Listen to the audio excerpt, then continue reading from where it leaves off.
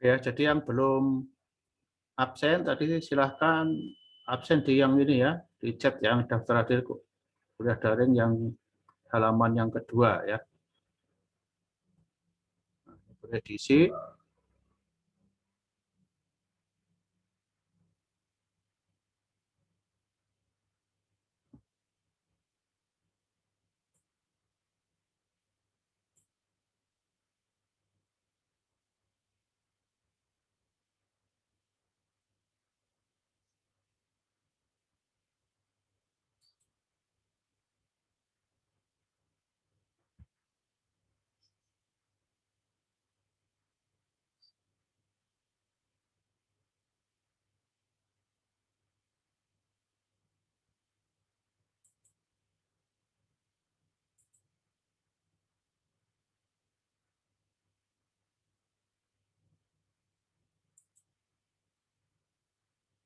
Jadi yang menulis di absen yang halaman kedua ini cukup yang belum absen saja ya.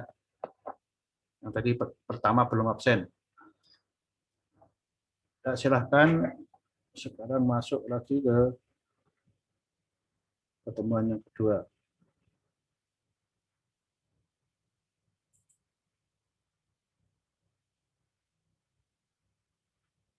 Oke ya, kita lanjutkan. Kita akan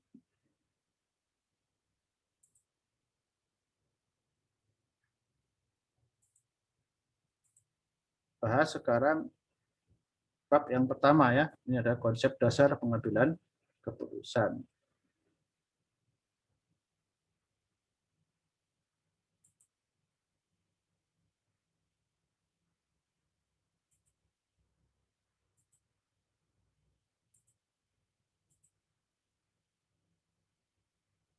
Ya, nah, kita masuk ke materi yang bab pertama ya. Konsep dasar pengambilan keputusan. Nah, kita akan bahas apa itu pengambilan keputusan dan seberapa besar pentingnya pengambilan keputusan itu dalam kehidupan kita, terutama untuk ketika kita menjadi anggota suatu organisasi atau kita menjalankan sebuah usaha dalam bentuk perusahaan, terutama nanti yang perusahaan-perusahaan yang besar ya, itu pengambilan keputusan itu menjadi sangat penting sekali untuk diperhatikan.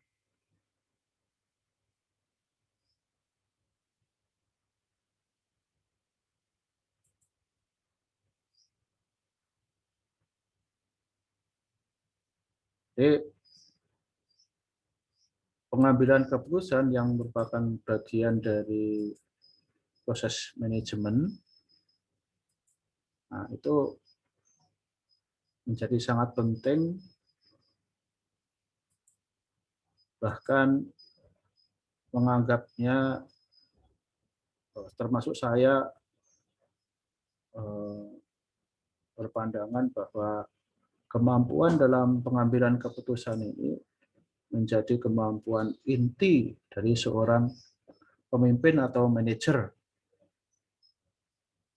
Jika manajer yang sudah bisa mengambil keputusan dengan baik, berarti itu akan menjadi manajer yang baik.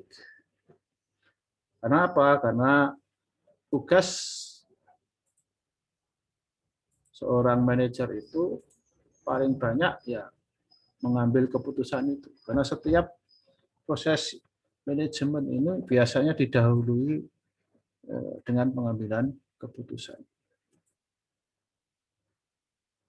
Kadang juga diakhiri dengan pengambilan keputusan. Seperti saudara membuat perencanaan. Nah, ketika saudara membuat perencanaan, kan perencanaan itu kan menentukan langkah-langkah apa yang akan dilakukan di masa yang akan datang dalam rangka mencapai tujuan. Kalau saudara tengok pengertian perencanaan di dalam pengantar manajemen kan kira-kira seperti itu. Jadi menentukan itu sebetulnya memilih juga, karena ada banyak langkah. Dari banyak langkah itu ketika saudara ibaratkan saudara mau mencapai ke Jakarta, banyak jalan gitu ya. Makanya sering ada pepatah itu, mengatakan banyak jalan menuju Roma. Ya. Nah, langkah-langkah untuk mencapai tujuan itu banyak. Nah, saudara harus pilih itu dengan menentukan salah satu langkah yang akan saudara lakukan nanti. Dari 10 langkah mungkin bisa pilih 1, pilih 2, ada alternatif-alternatif itu ya. Nah, dari semua alternatif itu ketika saudara akan melakukan suatu langkah harus memilih salah satu karena manusia itu dalam satu waktu ya secara perorangan itu hanya bisa melakukan satu hal. Maka kalau saudara ingin melakukan banyak hal, saudara harus dibantu oleh orang lain. Maka butuhlah organisasi nanti. Nah, jadi ketika dalam organisasi mungkin bisa kita melakukan langkah-langkah yang simultan atau yang terintegrasi dengan beberapa langkah. Nah, tetap harus itu dipilih langkah-langkahnya itu. Nah, itu proses pemilihan itu adalah proses pengambilan keputusan. Nah, tidak sembarang memilih, harus ada penilaian lebih dahulu sebelumnya dari semua alternatif baru kemudian ditentukan. Nah, seperti itu kira-kira. Seorang anggota organisasi atau seorang pribadi, ya, seperti saudara sebagai mahasiswa, itu pun saudara tidak lepas dari proses pengambilan keputusan mulai dari saudara bangun tidur sampai tidur kembali. Karena ketika saudara bangun tidur, saudara akan berhadapan dengan alternatif pilihan. Mau tidur lagi, teruskan ngoroknya itu, bagi yang males-malesan itu, atau mau bangun. Nah, mungkin tadi yang ketika kuliah itu masih ngucek-ngucek matanya itu, baru bangun itu ya. Tapi tadi pagi mungkin sudah terbangun, tapi dia memutuskan untuk tidur lagi. Ya. Jadi antara dua pilihan pun kita akan termasuk kita ini ada yang salah juga dalam memilih. Akhirnya ada yang tidur lagi. Akhirnya apa ya terlambat masuk kira-kira begitu. Kalau terlambat pasti nanti ada akibat-akibat yang lain. Jadi kesalahan dalam memutuskan itu ada dampak risikonya, ya, atau akan menimbulkan masalah. Orang yang mendapatkan masalah itu adalah orang yang rata-rata salah dalam pengambilan keputusan. Ya, karena masalah itu ada yang disebabkan oleh ulah dia sendiri, tapi ada juga yang disebabkan oleh ulah orang lain, ya, atau pihak lain. Ya, pihak lain itu bisa orang lain, bisa lingkungan saudara dalam bentuk lingkungan alam, bencana alam, dan bisa juga dari Tuhan Allah Subhanahu Wa Taala yang memang sengaja memberikan cobaan masalah buat kita untuk diuji. Nah, setiap manusia kan harus diuji agar ketahuan siapa yang paling baik. Yabluwakum ayyukum ahsanu amala ya. Jadi untuk diuji agar Allah mengetahui siapa di antara kalian yang orang yang terbaik. Ya, orang yang terbaik itulah nanti akan jadi khalifah atau calon-calon pemimpin, calon-calon penghuni surga. Seperti ya, kalau orang memilih calon pemimpin, pasti saudara kan harus menilai pemimpin itu seperti apa, baru nanti memilih salah satunya. Nah, itu juga proses pengambilan keputusan. Oleh karena itulah keberhasilan seseorang, baik secara pribadi maupun sebagai pemimpin maupun sebagai anggota organisasi, sebagai anggota masyarakat, itu sangat ditentukan oleh keberhasilan dia dalam pengambilan keputusan untuk setiap masalah-masalah yang dihadapi. Dan kenapa harus mengambil keputusan? Karena setiap masalah itu pasti sudah ada solusi. Allah sudah menyediakan solusi. Setiap penyakit ada obatnya. Dan obat atau solusi masalah itu selalu lebih dari satu. Selalu lebih dari satu. Itu catat ini. Selalu lebih dari satu. Hanya mungkin tidak semua orang bisa menemukan solusi-solusi itu atau alternatif solusi itu atau obat-obat itu tadi. Karena untuk menemukannya itu harus diperlukan ilmu pengetahuan. Ya. Hanya orang yang ahli dalam bidangnya lah yang mampu menemukan alternatif-alternatif solusi. Jangankan alternatifnya, masalahnya itu sendiri pun kadang-kadang orang itu belum tahu. Dia mungkin kena masalah, tapi dia nggak tahu masalah apa. Nah, itulah maka nanti saudara diajarkan bagaimana menemukan masalah. Nanti saudara belajar juga di semester 7 atau mungkin semester 6, metodologi penelitian. Nah, dalam metode penelitian itu sudah diajarkan bagaimana cara mengidentifikasi masalah atau menemukan masalah. Karena kebanyakan kegagalan orang dalam menyelesaikan masalah dalam hidupnya itu juga paling banyak justru disebabkan oleh dia tidak mampu menemukan identifikasi masalahnya apa. Karena kalau tidak bisa menemukan masalahnya, saudara nggak bisa menemukan solusinya. Kalau saudara salah mengidentifikasi masalah, maka saudara yang saudara lakukan itu akan salah. Maka langkah penemuan masalah itu menjadi langkah kritis. Ya, maka itu harus dilakukan secara benar. Makanya nanti kalau sudah belajar teori pengambilan keputusan ini, ketika sudah belajar langkah-langkah, maka harus dilakukan secara cermat. Jangan sampai langkah pertama, identifikasi masalah itu salah. Karena begitu salah, saudara akan salah terus sampai akhir. Ya, ibaratkan saudara itu melakukan kebohongan. Umpamanya ketika saudara hadir dalam suatu pertemuan seperti pertemuan kuliah sekarang ini, saudara terlambat. Terlambat itu karena kesalahan, karena sudah melakukan kesalahan, lalu saudara ketika ditanya kenapa saudara terlambat, saudara berbohong kan? Nah, umpamanya ya, ada berbohong, ya, bannya pecah gitu ya. Kalau kuliah biasa itu kan kita begitu. Padahal sebetulnya saudara hanya terlambat bangun, tapi saudara bilangnya bannya pecah. Tapi begitu saudara melakukan kesalahan, kebohongan itu, maka berikutnya saudara akan bohong terus. Nggak mungkin saudara akan menyelesaikan masalah itu, karena saudara sudah berbohong. Itulah kenapa bohong itu dilarang itu. Nah, seperti itu. Karena setiap orang itu berbohong, maka dia akan terlibat pada kebohongan-kebohongan dan kesalahan-kesalahan yang berikutnya. Oleh karena itu, ketika kita melakukan kesalahan, kuncinya, karena manusia itu memang selalu berbuat salah. Oleh karena itu, saudara mungkin nggak bisa menghindar dari kesalahan itu. Tapi bukan berarti kita nggak bisa berhasil. Tapi saudara mengakui berbuat salah, lalu kalau dalam bahasa agama itu minta ampun kepada Allah Subhanahu wa taala, atau dalam bahasa dunia sudah bertanggung jawab terhadap masalah itu dan mau menanggung akibat-akibatnya. Setelah itu, itulah menyelesaikan masalah. Kalau saudara lari, lalu bohong dari masalah tersebut, maka ya saudara akan diburu masalah-masalah yang berikutnya. Ya, jadi itu. Makanya kalau saudara pengen hidup tenang, ya, bahagia, itu hindari kebohongan. Jangan menghindari masalah. Ya. Jadi kalau sudah punya masalah, ya selesaikan. Kalau sudah berbuat salah, selesaikan. Jangan menghindar. Ya. Bertanggung jawab. Maka kualitas manusia yang pertama dalam kewirausahaan itu ya adalah kemampuan untuk berani bertanggung jawab itu.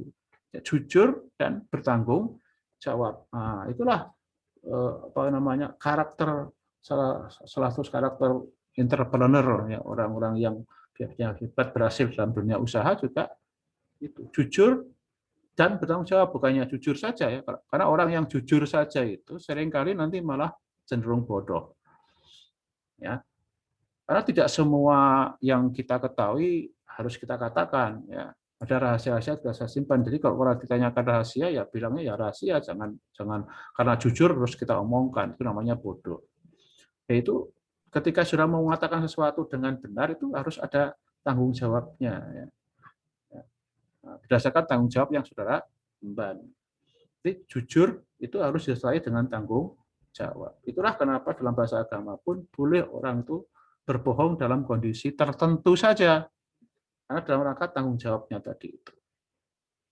Tapi tidak pada umumnya memang ya berbohong itu tidak boleh ya.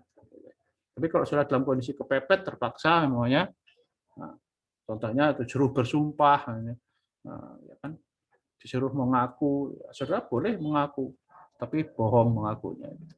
Seperti itu ya kira-kira. Ya, jadi itulah peran dari pengambilan keputusan. Oke, nah, lebih lanjut nanti bisa saudara baca di bukunya, karena saya tidak mungkin membahas semuanya ya.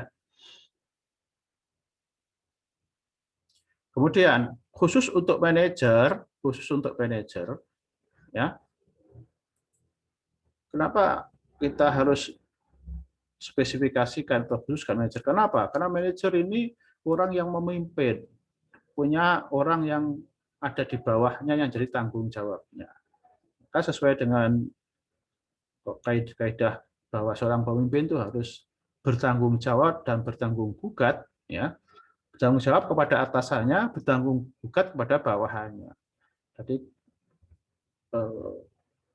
apapun yang terjadi dengan bawahan itu ya tanggung jawab pemimpin. Oleh karena itu seorang pemimpin itu harus berhati-hati dalam pengambilan keputusan, karena kesalahan dalam pengambilan keputusan itu nanti akan mengenai anak buahnya itu, akan berakibat kepada anak buahnya juga. Ketika seorang pemimpin keluarga, kepala keluarga salah dalam memecahkan masalah dalam pengambilan keputusan, maka anak dan istrinya akan terkena juga akibatnya. Nah, jadi itulah yang perlu saudara perhatikan seorang pemimpin. Maka seorang pemimpin harus hati-hati dalam mengambil keputusan dan dia harus belajar betul bagaimana mengambil keputusan yang efektif dan efisien atau yang berguna dan berhasil guna itu. Ya, karena kriteria pemimpin dalam pengambilan keputusan yang benar itu ya intinya adalah ada dua, efektif dan efisien. Efektif itu berhasil guna dalam rangka dia mencapai tujuan apa yang diinginkan itu berhasil, tapi dengan cara yang benar, yaitu efisien, berdaya guna. Nah, dalam ekonomi itu efisien itu disebut berdaya guna karena kita memberdayakan apa-apa yang kita miliki itu untuk dalam rangka mencapai keberhasilan kita. Sehingga ketika kita mengambil keputusan itu kita harus memperhatikan sumber daya yang kita miliki yang agar digunakan secara berdaya guna. Itulah kebenaran dalam bisnis, ya, untuk mencapai tujuan. Nah, ketika saudara mau ke Jakarta, itu tujuan saudara.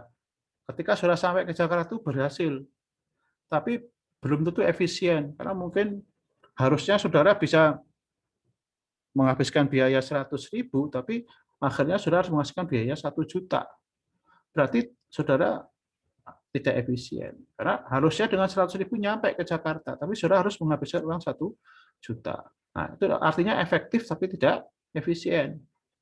Nah, dalam kategori agama ya seringkali kita harus halal, ya. Nah, itu kan halal itu diperbolehkan, suatu yang diperbolehkan, tapi harus thayyib, ya. Nah, harus baik. Caranya, prosesnya baik, yang dilakukan itu halal.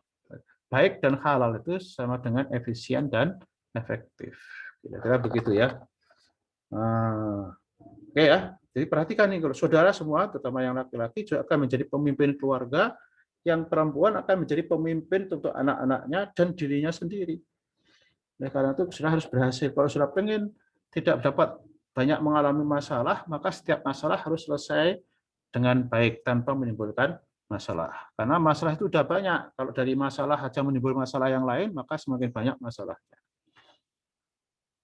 Nah, maka kita belajar sekarang bagaimana cara mengambil keputusan yang baik dan benar, efisien dan efektif. Oke, kita lanjutkan.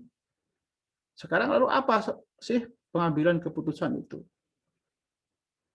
Dan bagaimana proses pengambilan keputusan itu? Nah, tadi sudah saya jelaskan bahwa pengambilan keputusan itu nanti bisa dilakukan dengan berbagai macam cara dan metode, ya. Kita memilih metode yang ilmiah, ya. Orang mengambil keputusan bisa berdasarkan pengalaman di masa lalu. Nah, dengan pengalaman di masa lalu itu juga bisa jadikan pertimbangan untuk mengambil keputusan di sekarang dan di masa yang akan datang. Jika dia mengalami masalah di masa lalu, lalu berhasil menyelesaikan dengan baik, maka keberhasilan menyelesaikan masalah itu akan jadi referensi, akan menjadi rujukan ketika muncul masalah yang sama di masa sekarang dan di masa yang akan datang. Sehingga orang cenderung mengulang cara penyelesaian masalah dan pengambilan keputusan itu sesuai dengan pengalamannya. Apakah itu baik? Baik, benar. Kalau situasi dan kondisi dari masalah itu sama.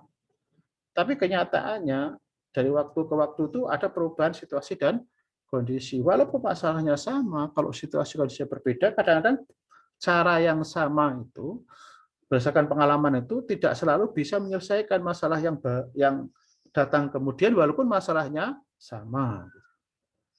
Nah, itulah kenapa ilmu pengetahuan dan pengalaman itu sifatnya relatif. Karena ilmu pengetahuan juga berdasarkan pengalaman yang sudah disimpulkan, digeneralisasikan, ya. Jadi dengan cara induksi maupun deduksi nanti kita. Nah, ketika kita mendeduksi sebuah pengalaman untuk dijadikan dasar referensi, dijadikan teori, untuk diterapkan di masa sekarang, masa yang akan datang, maka akibatnya itu ya belum tentu berhasil. Berhasil apabila syaratnya, anggapannya itu ceteris paribus, yang lain-lain tidak mengalami perubahan atau sama. Dalam bahasa ekonomi itu ceteris paribus, ya, sesuatu yang lainnya tidak mengalami perubahan. Nah, oleh karena itulah maka kita tidak sekedar hanya menggunakan pengalaman, tapi juga pengalaman itu harus kita proyeksikan ke masa sekarang dan masa yang akan datang, kita tarik gitu. Ya, apakah masih situasi kondisi masih, kalau tidak ya kita harus mungkin mencari solusi yang lainnya.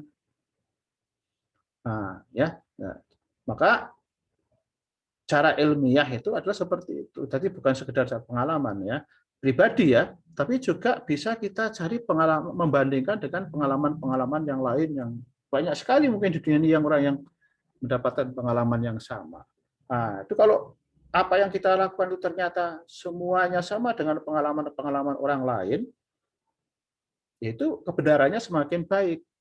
Nah, kebenaran yang semakin baik itu mendekati ilmiah, mendekati kenyataan, sehingga itu bisa jadikan referensi. Nah, itulah maka cara itu yang kita sebut sebagai cara induksi atau pengambilan kesimpulan, sehingga apa yang telah saudara lakukan itu nanti termasuk dianggap sebagai solusi yang ilmiah. Nah, itulah nanti saudara diajarkan begitu dalam metode penelitian dan skripsi. Nah, itu cara saudara nanti mendapatkan pengetahuan saudara bagaimana saudara menemukan atau menginduksi, menjelaskan sesuatu pengalaman atau suatu fakta menjadi suatu kerangka teori yang bisa saudara gunakan untuk situasi kondisi yang berbeda-beda. Nah, tapi yang perlu saudara perhatikan adalah teori itu kan tadi merupakan generalisasi dari berbagai macam pengalaman orang dengan macam-macam situasi dan kondisi ya. Maka ketika sudah menerapkan itu pun nanti saudara harus melihat situasi dan kondisi yang nyata.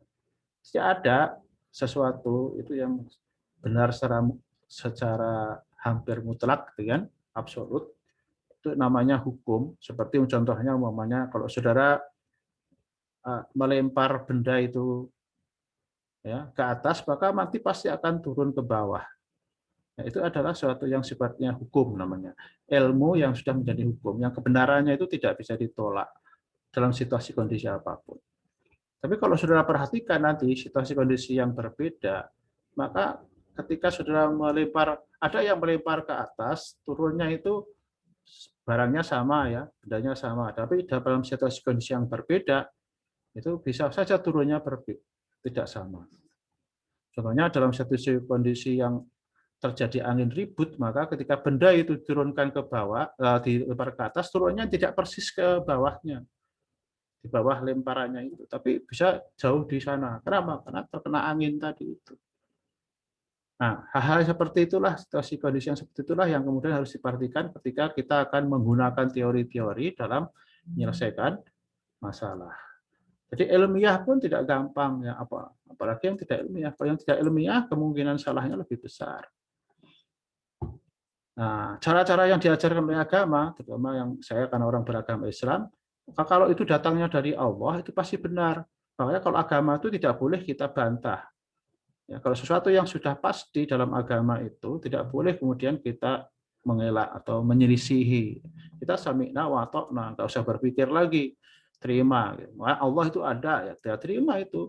Nggak boleh kita berselisih adanya alternatif Tuhan yang lain, gitu ya. Karena itulah maka itu yang namanya keyakinan. Nah, ilmu pengetahuan tidak bisa sampai taraf keyakinan seperti itu, ilmu pengetahuan ditemukan manusia ya. Nah, kenapa kita yakin ya? Karena itu urusannya sudah dengan hati ya, dengan hidayah yang ada dalam diri kita, dengan perasaan yang ada dalam diri kita, lalu kita menerima itu. Makanya agama kadang-kadang tidak bisa tidak sesuai dengan logika kadang-kadang.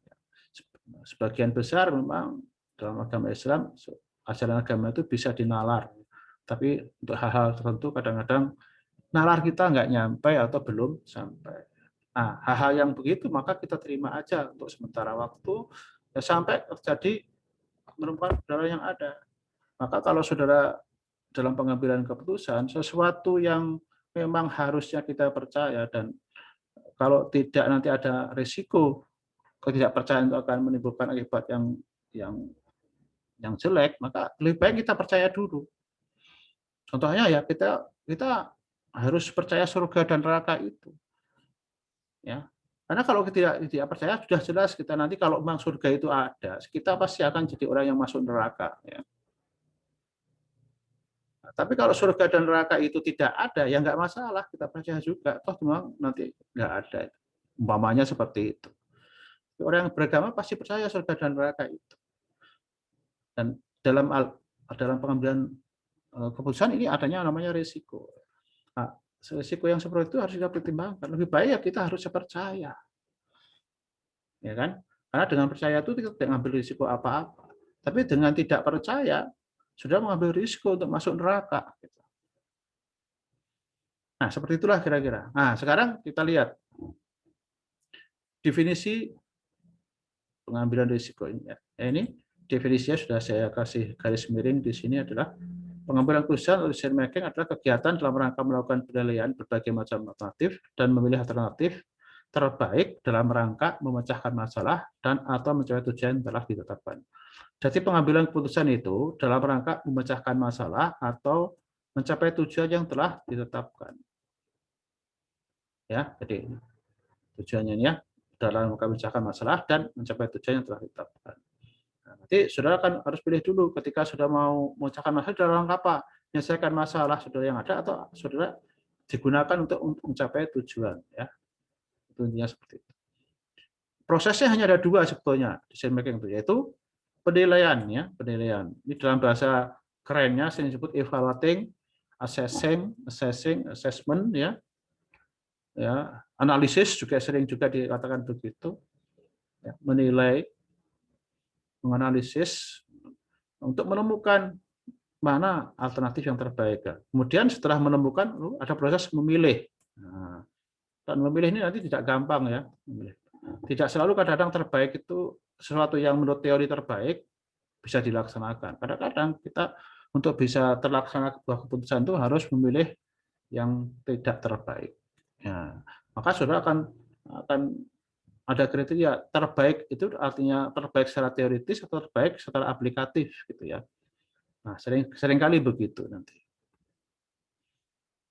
Oke, kita nanti akan pelajari lebih lanjut masalah-masalah yang seperti itu dalam materi-materi yang selanjutnya. Oke, silakan kalau ada pertanyaan. Nah, kalau ada pertanyaan nanti yang tidak tercover di sini, saudara boleh menuliskannya di WA, ya. Nanti kita diskusi di luar jam kuliah.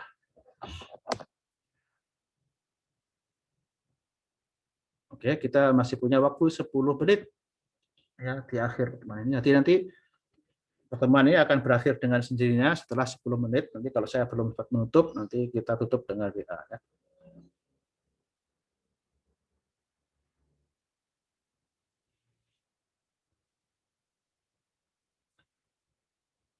Oke, jadi kesimpulannya tadi sebetulnya adalah pengambilan keputusan itu proses menilai alternatif dan memutuskan, memilih yang terbaik, ya, untuk dilaksanakan.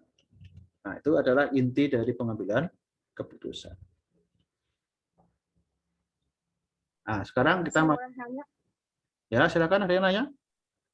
Saya Pak Dini Melasari mau nanya. Ya, silakan Dini. Kalau misalkan suatu keputusan yang diambil oleh pemimpin itu tidak sesuai dengan apa yang diharapkan anggotanya, bagaimana Pak? Kan kalau misalkan nih pemimpin itu berpendapat bahwa keputusan itu yang terbaik, tapi anggotanya berpendapat bahwa keputusan itu tidak terbaik. Apakah anggota itu berhak untuk berkontribusi dalam pengambilan keputusan, atau keputusan apapun itu yang diambil oleh manajer, mau baik ataupun tidak, itu harus diterima? Karena kan kalau misalkan kita lihat, banyak pemimpin yang tidak mau menerima pendapat dari anggotanya, Pak. Ya, betul. Oke. Jadi gampang tuh menjawab. Jadi sebetulnya kalau pengambilan keputusan itu ada namanya pengambilan keputusan berkelompok bersama ya, artinya keputusan bersama dalam satu organisasi. Kenapa organisasi itu harus dibuat? Karena harus dikerjakan bersama-sama. Jadi kalau ada masalah seharusnya dibicarakan bersama. Walaupun mungkin secara kualitatif dari masalahnya itu bisa diambil keputusan sendiri. Tapi karena ini keputusan organisasi, keputusan yang terjadi pada kelompok tertentu, maka kelompok itu harus bisa memahami semua tentang masalah itu. Nah, kalau ada kemudian pemimpin yang bersikap otoriter, artinya tidak mau mengambil keputusan bersama dengan katakanlah anak buahnya atau teman-teman sejawatnya dan dia mengambil keputusan sendiri, maka ya itulah sebagai seorang pemimpin yang disebut otoritatif. Nah, resikonya ya nanti pertama ya kalau ada kesalahan dia akan menanggung akibatnya itu. Yang kedua nanti dia akan nggak dapat dukungan dari anak buahnya. Dukungannya bisa dalam bentuk terpaksa. Maka sebaiknya memang pengambilan keputusan yang melibatkan masalah organisasi itu diambil secara bersama-sama atau paling tidak memperhatikan masukan dari para pihak yang lain. Tidak hanya dari bawahannya ya, bisa juga dari teman sejawatnya, teman sekerja yang sama-sama manajer ya, sama-sama pemimpin gitu ya. Nah, itu penting seperti itu. Sehingga, tapi kalau dalam kondisi tertentu, di mana memang tidak ada waktu, tidak ada kesempatan untuk berdiskusi, mengambil keputusan bersama, maka seorang pemimpin diperbolehkan mengambil keputusan sendiri. Ya, contohnya dalam situasi krisis, di mana nggak mungkin lagi kalau dibiarkan masalah itu nanti akan menyebar luas, gitu, membesar. Maka dalam kondisi krisis itu, di mana tidak ada kesempatan untuk bertemu dan sebagainya, maka seorang pemimpin boleh mengambil keputusan itu sendiri. Itulah gunanya seorang pemimpin itu di situ sebetulnya. Dalam kondisi krisis, dia harus menanggung semua risiko sendiri. Nah, itu mengapa pemimpin harus digaji kalau di perusahaan itu lebih besar daripada anak buahnya, karena dia harus menanggung risiko seperti itu. Tapi dalam kondisi normal, seharusnya setiap keputusan itu dibicarakan bersama. Kecuali memang ya keputusan itu sifatnya keputusan yang terprogram, ya. Keputusan yang sudah biasa diambil dalam periode waktu tertentu yang terulang-ulang. Sudah diprogramkan, sudah ada SOP-nya bahwa kalau masalah terjadi seperti ini, caranya seperti ini. Nah, ini sudah sifat perintah ya. Itu sistem dari organisasi, maka harus dijalankan. Tidak perlu itu didiskusikan, karena tinggal menjalankan saja karena sudah dalam bentuk SOP. Tapi selama belum dalam bentuk SOP, belum dalam bentuk sistem, maka masih bisa diperdebatkan masalah itu, sehingga harusnya diambil secara bersama. Sekarang bagaimana yang harus diambil keputusan oleh seorang anak buah? Anak buah itu lebih mudah. Kalau saudara memang pemimpinnya nggak mau, ya saudara laksanakan aja sesuai dengan keputusan pemimpin. Toh kesalahan yang terjadi nanti akan ditanggung oleh pemimpin saudara. Saudara bisa lepas dari tanggung jawab. Saudara tinggal bilang nanti ketika bertanggung jawab, kan ini Bapak yang menyuruh. Sudah saya jalankan sesuai dengan perintah, gagal atau ketidakberhasilan jadi nanggung yang menyuruh.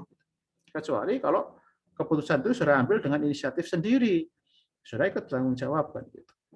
Jadi sebetulnya malah mudah ya bagi seorang anak buah yang mengikuti perintah atasan, karena dia tidak perlu mempertanggungjawabkan keberhasilan keputusannya itu kepada pimpinannya. Dia tinggal ya mengikuti perintah aja. Hanya memang kadang-kadang orang-orang yang pintar punya gengsi, punya ego, dia tidak diperhatikan ya, seringkali itu membuat jengkel ya. Nah, itu psikologis. Nah, psikologis. Jadi itulah. Maka kalau saudara masih jadi anak buah, saudara kadang-kadang harus menahan diri ego saudara itu untuk diperhatikan. Kadang-kadang kita ketemu pemimpin-pemimpin yang lebih egoistis, sehingga dia nggak mau anak dalam hal tertentu dicampuri oleh anak buahnya. Nah, kalau saudara dalam kondisi terpaksa seperti itu, ya sebaiknya terima aja. Tapi kalau saudara masih bisa mengusahakan untuk kompromi, untuk diskusi, ya usahakanlah untuk diskusi. Kira-kira seperti itu. Oke? Silahkan. Baik, Pak. Terima kasih. Masih ada waktu 3 menit. Oke ya, berikutnya ini kita tutup sekarang dengan nanti kita akan berikutnya ya. Seharusnya ini kita selesai dalam satu pertemuan karena tadi kita masih perkenalan. Nanti jadi minggu depan diingatkan lagi kita akan membahas mengenai dasar-dasar pengambilan keputusan ya. Dasar-dasar pengambilan keputusan yang kita bahas di sini nanti adalah dasar-dasar pengambilan keputusan yang sifatnya umum ya. Ya, ini pedoman umumnya namanya. Nah, untuk yang khusus, ya dasar-dasar pengambilan keputusan yang khusus spesifik itu tergantung dari masalahnya. Contohnya kalau saudara ada masalah keuangan, maka selain masalah-masalah yang dasar-dasar yang umum ini saudara harus tambah dengan pedoman dari keuangan. Karena masalah keuangan itu nanti punya kekhususan, ya. Nah, seperti itu. Nah, sekarang kita nanti berikutnya kita akan belajar bagaimana memilih alternatif masalah tadi itu dengan menggunakan dasar yang pedoman yang umum ini ya. Nah, ini saya kelompokkan menjadi 4 ya. Ini dari hasil referensi yang saya dan pengalaman saya kelompokkan itu menjadi 4 ini ya. Ada pertama itu ada falsafah, ada tujuan, ada waktu, ada sumber daya. Ya. Jadi mungkin nanti kalau saudara baca referensi yang lain bisa saja berbeda ini ya. Silahkan aja. Yang penting kita bisa menjelaskan persepsi kita itu berdasarkan apa dan seperti apa menjelaskannya. Ya. Itu ada falsafah, ada tujuan, ada waktu, ada sumber daya. Nah, itu harus diurut dari atas ke bawah, ini merupakan satu urutan ya. Ya, satu urutan.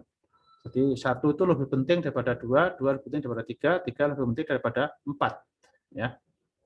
Jadi jangan dibolak-balik ya nanti dalam menyebutkannya. Karena ini merupakan urutan. Kecuali kalau itu bukan urutan ya saudara boleh bolak-balik. Jadi ketika saudara menyelesaikan masalah, yang pertama kali harus saudara perhatikan adalah falsafah. Falsafah itu apa? Falsafah itu nilai-nilai tertinggi yang saudara anut, yang dianut oleh manusia, yang dijadikan dasar untuk semua hal dari kehidupannya itu.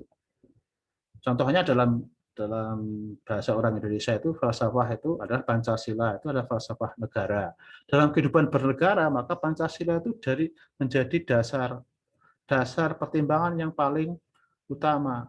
Nah, apapun kalau tidak sesuai dengan Pancasila tidak boleh dilakukan di negara Indonesia. Contohnya seperti itu ya. Dalam kehidupan pribadi kita, karena kita ini bukan negara agama, maka agama itu bisa menjadi pengganti falsafah ini, nilai-nilai tertinggi ini. Posisinya ya bukan mengganti materinya ya, posisinya menjadi setara dengan ini.